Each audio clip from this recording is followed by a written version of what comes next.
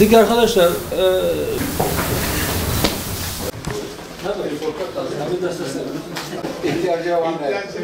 6 gün önce seçime katılma hakkını elde eden partilerle görüşme talebimiz olmuştu. Onlarla bir ilişki kurmuştuk.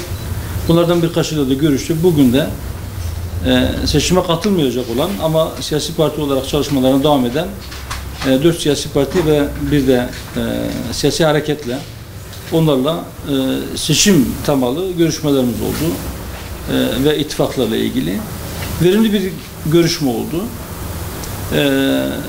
Bu görüşmelerimiz devam edebilir. Uygun bir zeminin olduğu kanaati ortak kanaatimizdir. İnşallah bu görüşme hayırlara vesile olur. Hem milletimiz için hem partilerimiz için hayır kapılarının açılmasına vesile olur. Seçime katılma yeterli olan 11 parti var. Bunlardan birisi Hüdapar. Geriye 10 parti kalıyor. Biz bu 10 partiyle görüşme talebinde bulunduk. Şimdiye kadar 5 tanesiyle görüştük. Bir tanesi de AK Parti'dir. Biz AK Parti'nin genel başkanı ve aynı zamanda Cumhurbaşkanı Sayın Erdoğan'la bir görüşmemiz oldu. Saadet Partisi ile genel başkanlar düzeyinde bir görüşmemiz oldu. Bunların haricinde İYİ Parti, Vatan Partisi ve Büyük Birlik Partisi ile genel başkan yardımcıları düzeyinde görüşmelerimiz gerçekleşti. Seçime katılma yeterli olan diğer 5 parti ile henüz bir gerçekleşmiş bir görüşmemiz yok. Fakat bekliyoruz. O görüşme talebimizi o partilere ilettik. Cevaplarını bekliyoruz. Görüştüğümüz partiler genel anlamda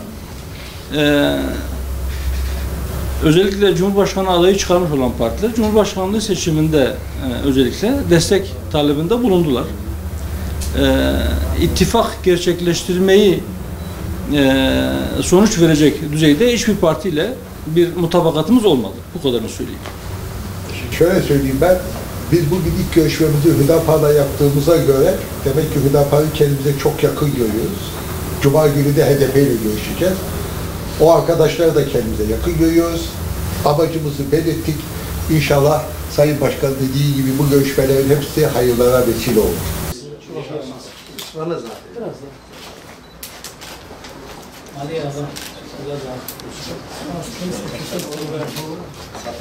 Tamam.